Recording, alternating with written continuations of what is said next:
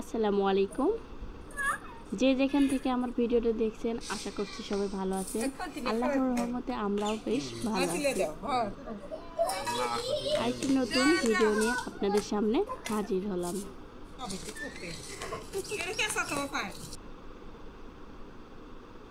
এই তো হাট থেকে এখানে মাছ এনেছে, দেখতে পাচ্ছেন এগুলো চান্দা মাছ।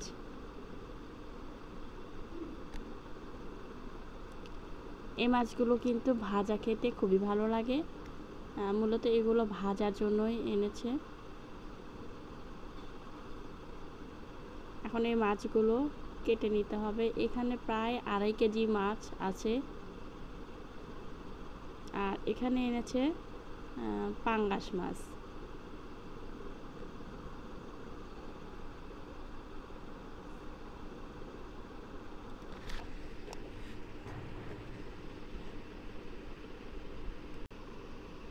সাথে কিছু সবজিও এনেছে।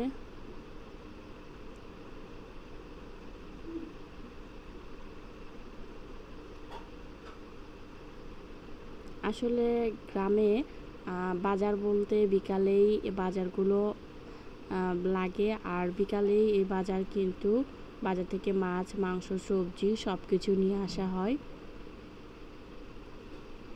আনতে আনতে কিন্তু এটা রাতই হয়ে যায়। আর এখানে এটা দেখতে পাচ্ছেন 2টা পাঙ্গাস মাছ ছিল, এগুলো বেশ বড় ছিল আর টাটকা ছিল মাছগুলো। এই মাছগুলো কিন্তু কেটে নিয়ে রান্না করব।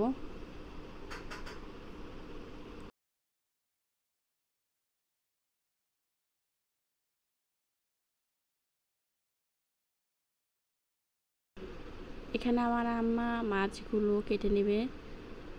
তিনি কিন্তু খুবই দ্রুত মাছগুলো কাটতে পারে। এই তো দেখুন,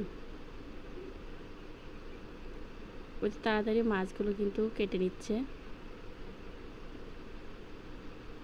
তার কাছে এই মাছগুলো কাটতে কিন্তু বেশি সময়ও লাগে না।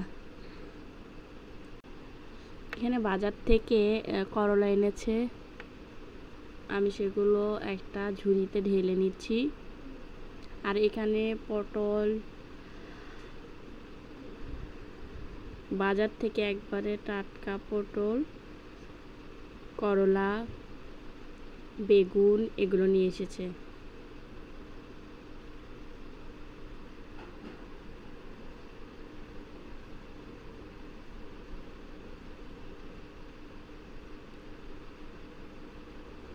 কিন্তু সবজি, তারপর মরিচ ছিল। সবজিগুলো কিন্তু বের করে পলি থেকে বের করে রেখে দিলে ভালো থাকে। আর আমরা যখন ঢাকায় এগুলো কিন্তু প্রচুর পরিমাণে এখান থেকে যায়, তারপরে ওগুলো নষ্ট হয়ে যায়। তারপর রাতে একটা মুরগ তো রোস্ট করে নিচ্ছিলাম, রোস্ট খাবে সবাই। আর এখানে ছিল জালি কাবাব। আমি এখানে এই জালি কাবাব বানিয়েছিলাম। এখানে রোস্ট দেখতে পাচ্ছেন রান্না করা হয়েছে, দেশি মোরগ, আর ছিল পোলাও। তারপরে শসা, লেবু এগুলো কাটা ছিল। আজকে ভিডিও